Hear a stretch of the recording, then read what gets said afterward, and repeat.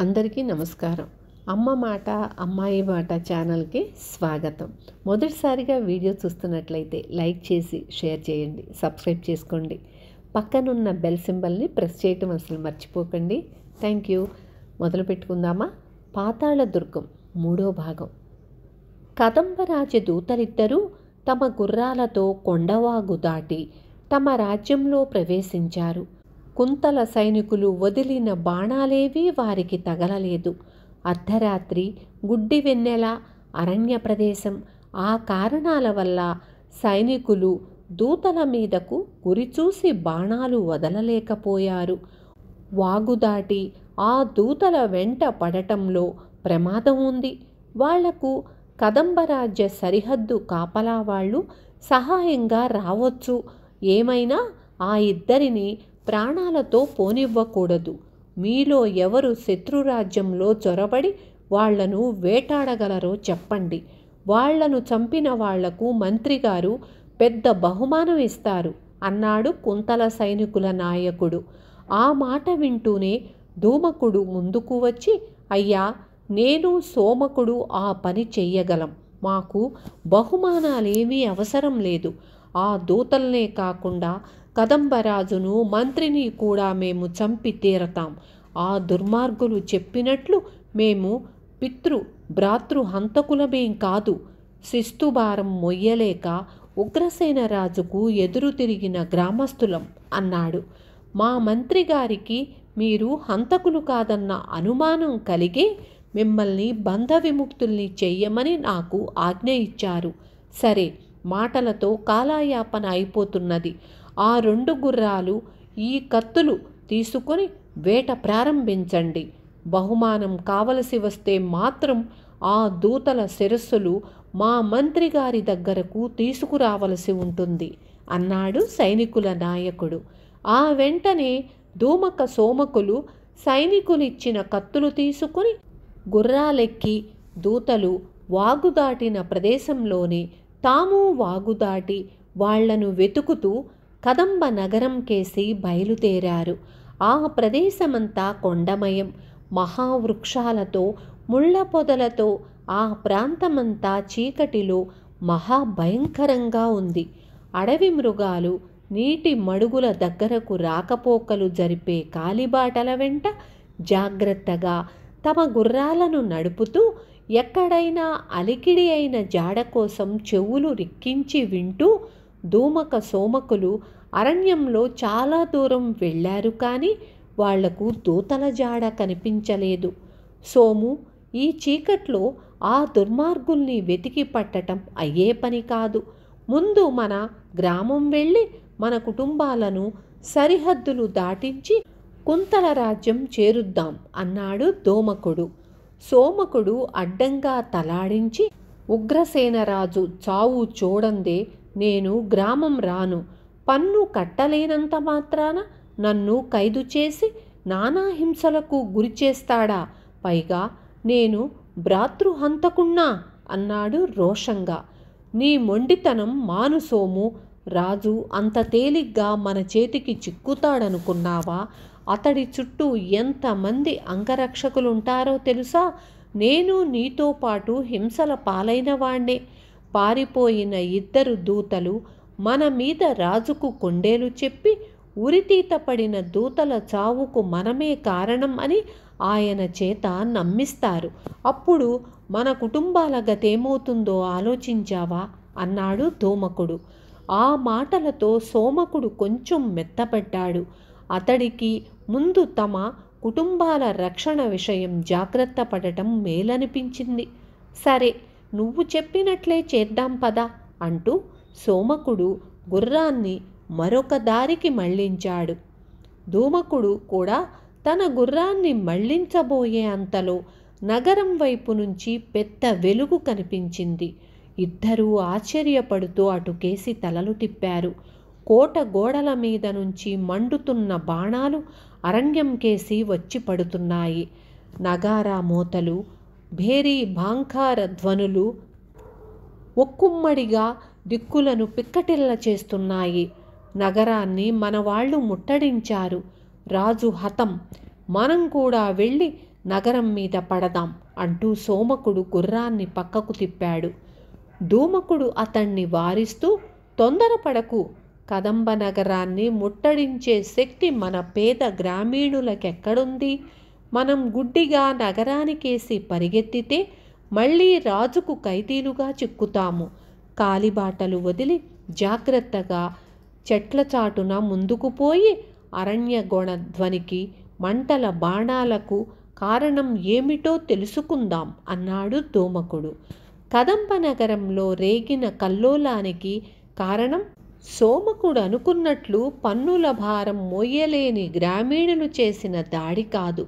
ఆ రోజు సరిగ్గా అర్ధరాత్రి వేళ ఒక మహాకాయుడు కోట చుట్టూ ఉన్న అగర్తను 4-5 అంగల్లో దాటి మూసి ఉన్న నగర ద్వారాలను బలంగా తట్టాడు. ఎవడు వాడు? బుద్ధి లేదా? సూర్యోదయం అయితే కాని ద్వారాలు తెరవబడవు అంటూ ద్వార రక్షకులు కేక వేశారు. నేనెవణ్ణా? రాజాధిరాజును అంటూ మహాకాయుడు ఒక్క ముష్టిఘాతంతో తలుపులను ఫెళఫెళమంటూ వెనక్కి విరుచుకుపడేలా చేశాడు. ద్వార రక్షకుల్లో కొందరు వాటి కింద చిక్కుబడిపోయారు. మిగిలిన వారు విరిగిన ద్వారం నుంచి లోపల ప్రవేశించిన నల్లని పర్వతాకారుని చూసి భయకంపితులై మూర్ఛపోయారు. మీరిలా చచ్చినట్లు పడి ఉన్నారో, చచ్చిన వాళ్ళు చావగా మిగిలిన వాళ్ళైనా బ్రతుకుతారు. అలా కాక కోటలోకి పరిగెత్తి హెచ్చరికలు చేశారో మెడలు విరిచేస్తాను అన్నాడు మహాకాయుడు. ఆ మాటలతో ప్రాణభయం పోయిన ద్వార రక్షకుల్లో కొందరు అతడి కేసి చూశారు. ఆ మహాకాయుడు చర్మాలు ధరించి ఉన్నాడు. కళ్ళు నిప్పు కణాల్లా మెరుస్తున్నాయి. తల మీద మెలికలు తిరిగిన 2 కొమ్ములున్నాయి. చేతిలో ముళ్ళు చెక్కిన పెద్ద రాతిగద లాంటిది ఉంది. రాక్షసదొర, నువ్వే లోకం వాడివో మాకు తెలియదు. నగరంలో నీ ఇష్టం వచ్చిన వాళ్లను తినేయండి, కానీ అదుగో ఆ రాజమార్గానికి ఎడమవైపున ఉన్న ఎర్ర చారల గోడ ఇంటి వాళ్లను మాత్రం ఏమీ చెయ్యకండి. ఆ ఇంట్లో నా పెళ్ళాం బిడ్డలున్నారు అన్నాడొక ద్వారరక్షకుడు. రాక్షసుడు విరగబడి నవ్వాడు. ఒరే మూర్ఖ, నేను మనుషుల్ని తినేందుకు మరో లోకం నుంచి వచ్చిన రాక్షసుడనుకున్నావా? నేనిక్కడి వాణ్ణి, దండకారణ్యం వాణ్ణి. మానవులతో మా రాజుగారికి వియ్యమందాలని బుద్ధి పుట్టింది. మీ రాజు కూతురు మహా చక్కని చుక్కటే అంటూ రాక్షసుడు నిశ్శబ్దంగా రాజభవనం కేసి నడిచిపోయాడు. భవన ప్రధాన ద్వారం వద్ద కాపలా వాళ్ళిద్దరూ చురుగ్గా పహరా తిరుగుతున్నారు. మరి 4 ఒక నెగడు చుట్టూ కూర్చొని కబుర్లాడుతున్నారు. రాక్షసుడు వాళ్లకెదురుగా బాట కవతల ఉన్న ఒక వృక్షం కింద చీకటిలో కొద్దిసేపు నిలబడి ద్వారం కేసి బయలుదేరిన వాడల్లా అంతలోనే ఆగి మరికొంత దూరం చెట్ల కింద చీకటిలో నడిచిపోయి భవన ప్రాకారాన్ని సమీపించి దాని మీదకు లోపలికి దూకాడు. అలా దూకటంలో అతడి కాలొకటి ప్రాకారానికి తగిలి పెద్ద శబ్దంతో అందులోని కొంత భాగం విరిగి కింద పడింది. ఆ వెంటనే భవనంలో గొప్ప సంచలనం బయలుదేరింది. శత్రు సైన్యాలు అంటూ కొందరు కేకలు పెట్టారు. భూకంపం భూకంపం అంటూ మరికొందరు భయంతో అరిచారు. రాజప్రాసాదంలోని నౌకర్లు, చాకర్లు అందరూ క్రిందికి పరిగెత్తుకుంటూ వచ్చి కూలిపోయిన ప్రాకారపు గోడను చూసి ఆశ్చర్యపడసాగారు. రాజకుమార్తె కాంతిసేనకు భవనంలో రేగిన గగ్గోలుకు నిద్రాభంగమై తన గది నుంచి బయటకు వచ్చి పిట్టగోడను ఆనుకొని నిలబడి కిందకు చూడసాగింది. ఆమె చెలికత్తెలిద్దరూ ఆమె పక్కన చేరి, ఎంత పెద్ద ధ్వని అయ్యింది, అందరం భూకంపం వచ్చిందనుకున్నాం అంటూ కళ్ళింత చేసి చేతులూపుతూ ఆమెకు కూలిన గోడ చూపసాగారు. రాక్షసుడు నిశ్శబ్దంగా మెట్లెక్కి రాజకుమార్తె ఉన్న 2వ అంతస్తుకు పోయాడు. దారిలో అతడికి నౌకర్లెవ్వరూ ఎదురవ్వలేదు.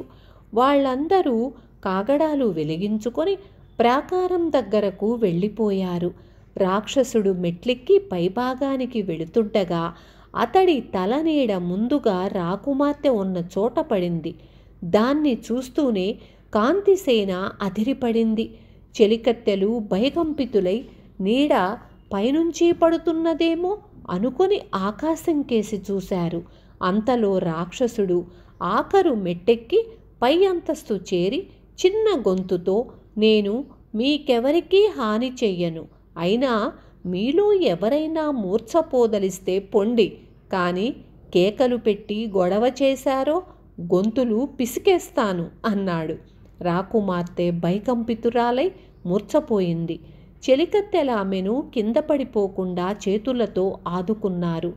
రాక్షసుడు వాళ్లను సమీపించి కాంతిసేనను మృదువుగా పట్టుకొని పైకెత్తి భుజాన వేసుకొని చెలికత్తెలతో, అందంలో మీరు రాజకుమార్తెకేమీ తీసిపోరు, నా వెంట వస్తారా?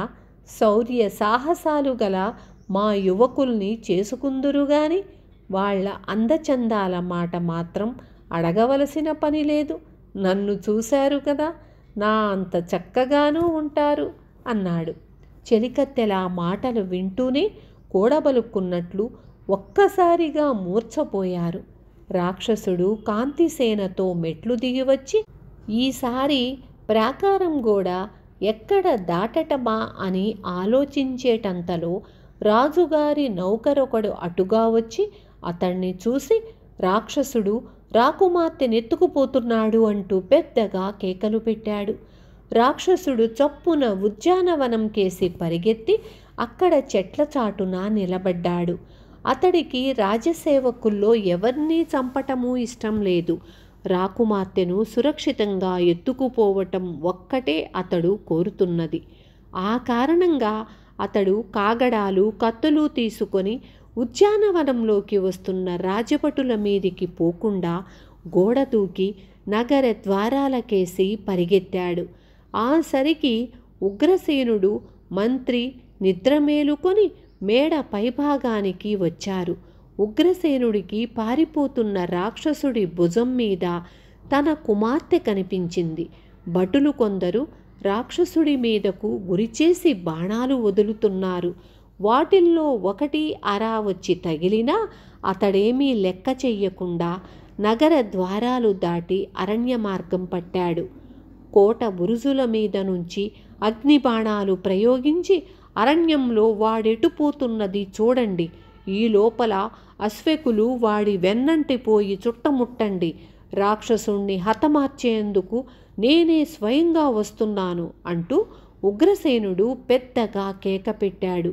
వెంటనే కాపలా సైనికులు బాణాలకు నూనె రాసి గుడ్డలు చుట్టి వాటిని వెలిగించి రాక్షసుడు పోయిన మార్గం కేసి వదలసాగారు.